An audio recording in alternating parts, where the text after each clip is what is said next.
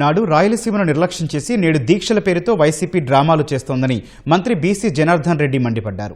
Rayalaseema lift 2020లో ఆగిపోతే జగన్ ఎందుకు పట్టించుకోలేదని నిలదీశారు. రాయలసీమకు చెందిన 102 ప్రాజెక్టులను ప్రీ క్లోజ్ చేశారన్న మంత్రి రాయలసీమ అభివృద్ధిపై జగన్ చర్చకు రాగలరా అని సవాల్ చేశారు.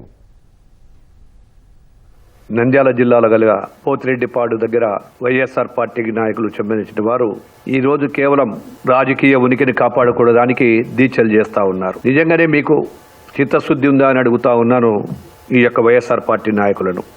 గత 5 సంవత్సరాలలో మీరు చేసిన ప్రాజెక్టులు ఏంటి?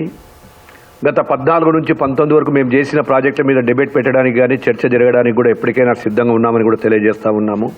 2021లో ఆగిపోయిన లిఫ్ట్ నిర్మాణాలకు 4 ఏళ్లలో అనుమతులకు ఎందుకు సాధించలేకపోయారు? అనేక మార్లు జగన్ సీఎం హోదాలో ప్రధానమంత్రి మోడీ గారిని కలిసించారు. మీరు అన్నిసార్లు కలిసినా ఎప్పుడైనా ఈ యొక్క రాయలసీమ అభివృద్ధికి కానీ, రాయలసీమకు సంబంధించిన ప్రాజెక్టులు కానీ, అదేవిధంగా హార్టికల్చర్కు కానీ, ఇన్ఫ్రాస్ట్రక్చర్ గురించి కానీ, అదేవిధంగా ఇండస్ట్రీస్ గురించి ఏ రోజైనా మీరు మాట్లాడారా? నాడు అధికారంలో ఉన్నప్పుడు కేసీఆర్తో స్నేహితం చేశావు.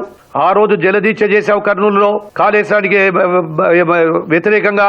మళ్ళీ అదే కాళేశ్వరం దానికి సంబంధించి మళ్ళీ మీరు సపోర్ట్ చేయలేదా అని అడుగుతా ఉన్నాను.